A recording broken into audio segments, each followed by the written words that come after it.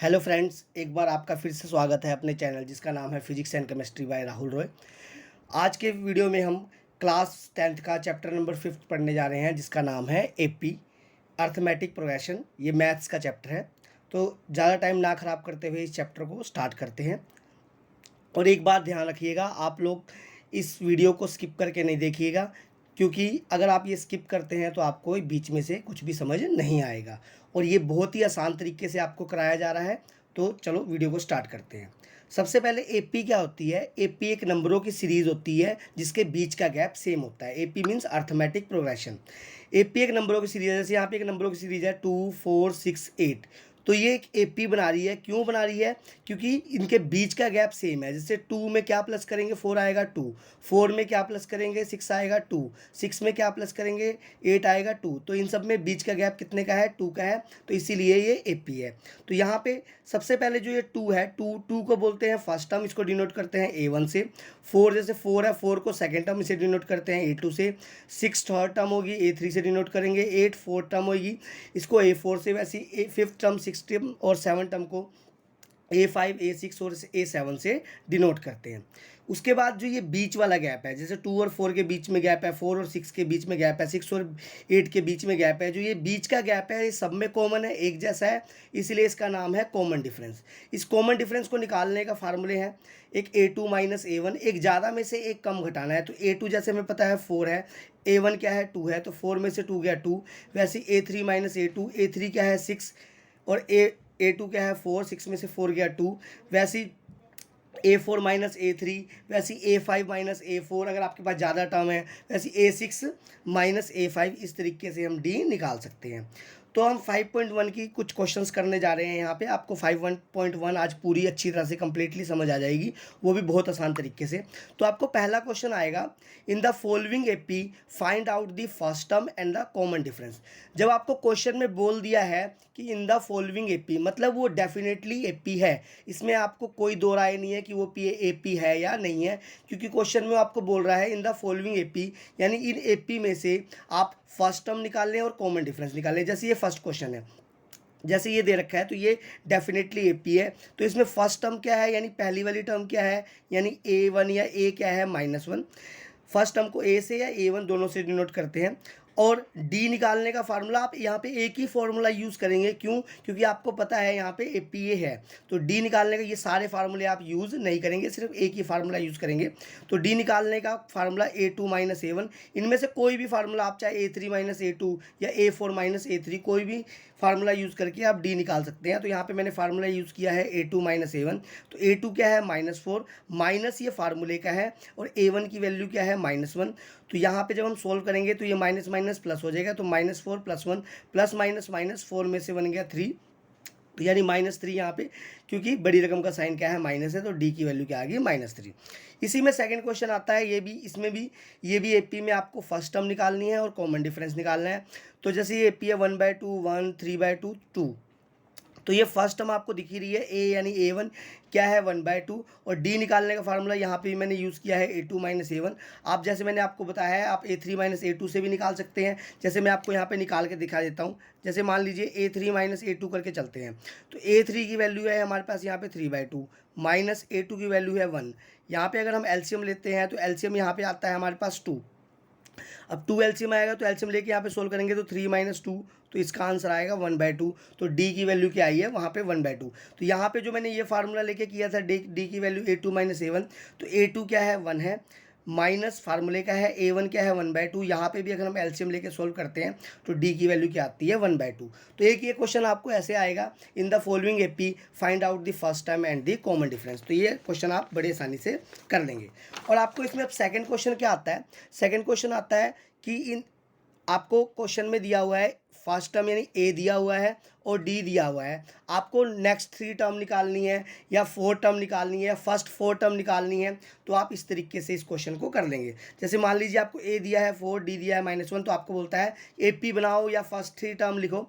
तो सबसे पहले फर्स्ट टर्म तो आपको दिख ही रहा है 4 है। अब A2 क्या होता है? A2 क्या होता है, अगर आप फर्स्ट टर्म में D प्लस कर दोगे तो आपके पास A2 आ जाएगा। जैसे मैं आपको समझाता हूँ यहाँ पे एक बार फिर से।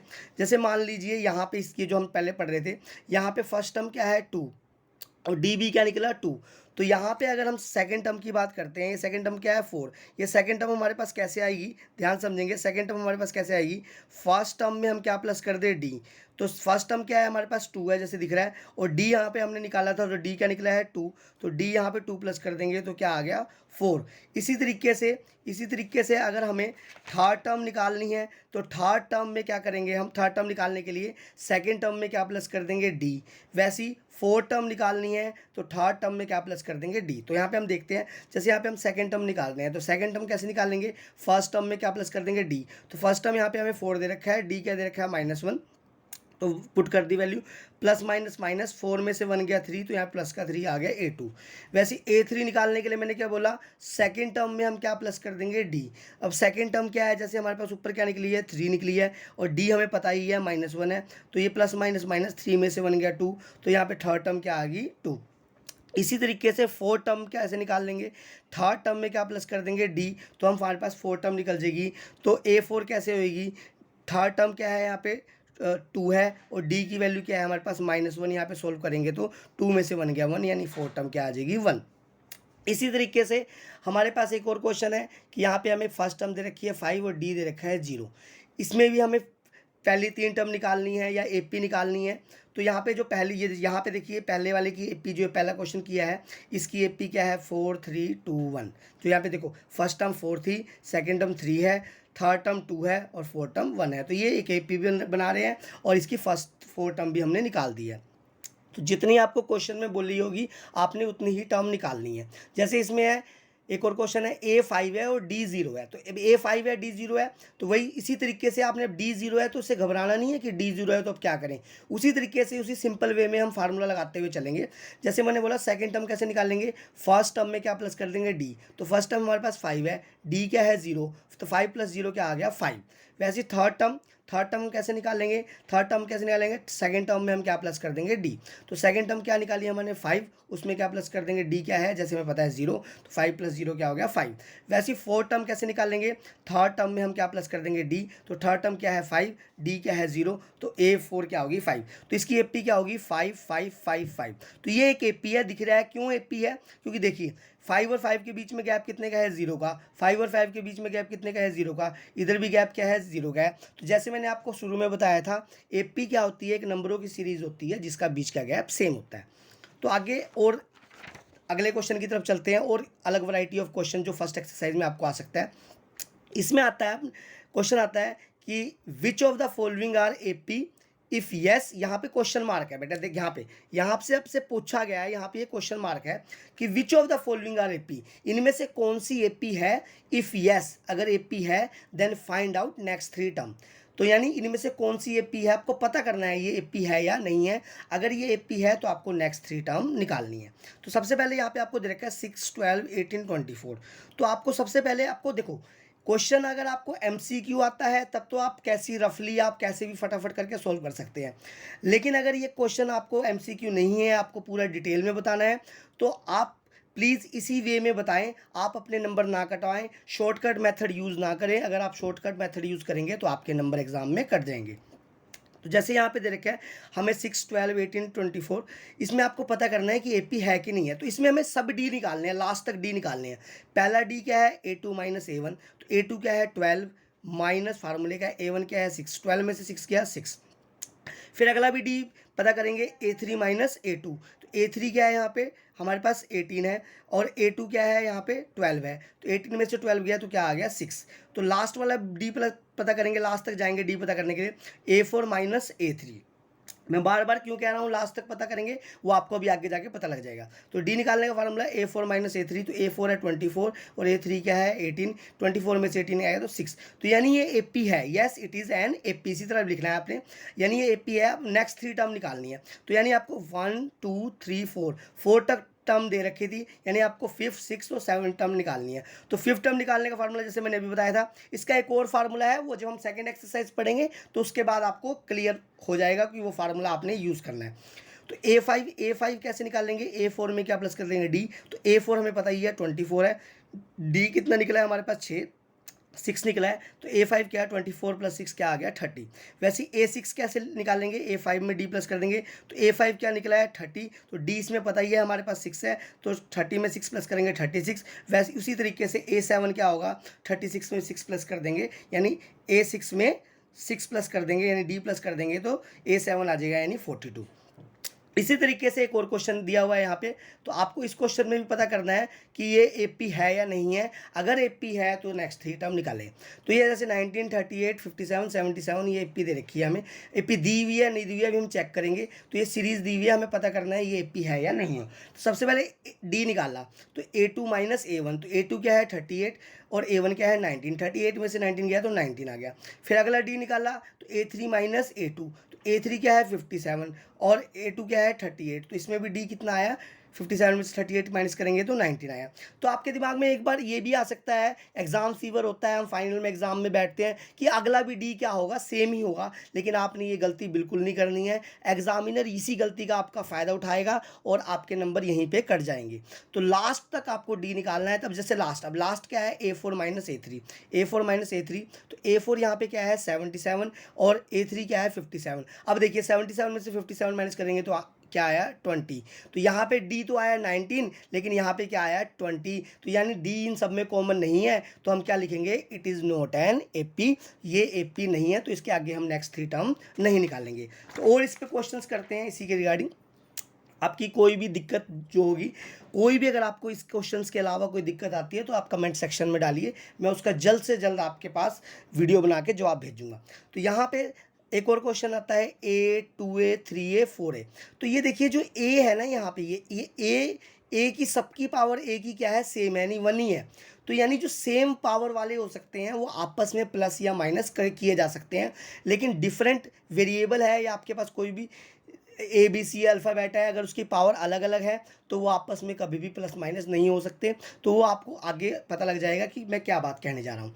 जैसे इन सब में देखिए A, 2A, 3A, 4A, तो यहाँ पे सब में A की पावर सेम है, तो यानी ये आपस में प्लस माइनस हो सकते हैं। आप A को मैंगो मान लीजिए यहाँ पे ये मैंगो यानी 1 मैंगो, यहाँ पे 2 मैंगो, 3 मैंगो, 4 मैंगो, तो यानी A क्या है यहाँ पे सेम है, नहीं सारे क्या है मैंगो है। तो D निकालने का फार्मूला A2 माइनस A1, जैसे मैंने बताया, तो A2 क्या है 2A और A1 क्या है A, तो 2A में से A गया A, यानी आपने A को मैंगो मानना है, तो 2 मैंगो में से 1 मैंगो गया तो क्या आ गया 1 मैंगो। वैसे अगला D निकालेंगे 3A minus A3 minus A2, तो A3 क्या है 3A, A2 माइनस क्या है 2A, तो A3A माइनस 2A तो क्या आ जाएगा यहाँ पे A, यहाँ पे भी D क्या है A।